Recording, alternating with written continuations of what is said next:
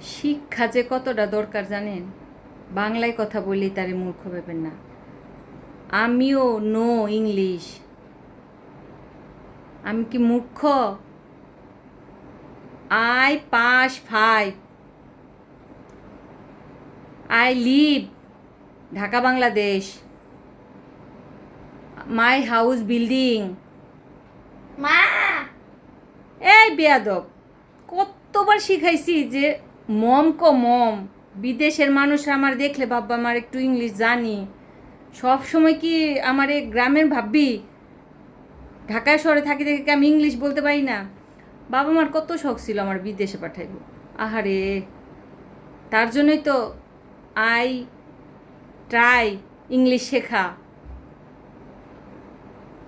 আমি সব সময় পোলাপান্ডে বলি আমার সাথে একটু ইংলিশে টক টক।